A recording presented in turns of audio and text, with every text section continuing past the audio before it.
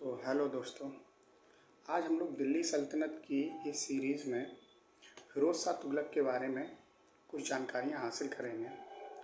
जैसे कि फिरोज़ शाह जो तुगलक था वो मोहम्मद बिन तुगलक का चचेरा भाई था और मोहम्मद बिन तुगलक की मृत्यु के पश्चात ये दिल्ली सल्तनत की गद्दी पर बैठा।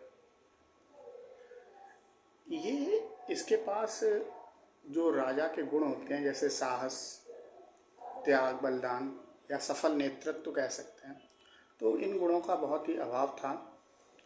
और ये एक ऐसा प्रथम सुल्तान था जो एक राजपूत महिला बीवी जैला से उत्पन्न हुआ था और इसका वास्तविक नाम गुरशाप था। अच्छा, इसने नहर का निर्माण कराया, सिंचाई व्यवस्था पर इसने शुष्कर लगाया था। अच्छा, बाग बगीचे का निर्माता भी इसे कहा जाता है। इसने 200 से ज़्यादा जो शहर थे उनकी स्थापना कराई और इसने कई सारे कर जो मोहम्मद बिन तुगलक ने लगाए थे उन करों को माफ़ कर दिया। इसलिए इसको एक पागल शासक के रूप में जाना जाता है। अच्छा, इसके बाद दिल्ली में स्थित एक फिरोज़ शाह कोटला नामक शहर है, वो भी फिरोज़ शाह तुगलक द्वारा बनवाया गया था। और कई शहर जैसे हिसार, फिरोजाबाद, जौनपुर, फिरोज़पुर, ये सब इसी ने स्थापित किए थे। अच्छा, इसका एक भाई था, उसका नाम था जोना खां। उसकी याद में इसने जौनपुर नामक शहर बसाया था। अच्छा, इसको आर्थिक व्यवस्था का कुछ भी ज्ञान नहीं था।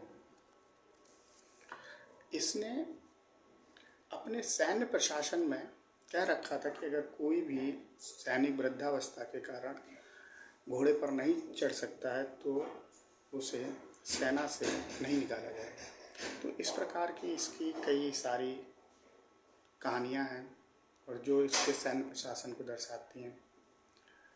इसके बाद इसने एक विभाग जो था दीवाने खैरात, उसकी स्थापना की, जो मुस्लिम अनाथ स्त्रियों, विधवाओं को आर्थिक मदद प्रदान करता था। अच्छा, इसकी संस्कृत भाषा में बहुत रुचि थी, इसलिए संस्कृत के कई ग्रंथों को इसने फारसी भाषा में अनुवाद कराया था। और कई सारी जो जागीरें थी वो इसने सभी जागीरें जो हैं वो वापस कर दी उच्च धनाढ्य वर्ग के लोगों को।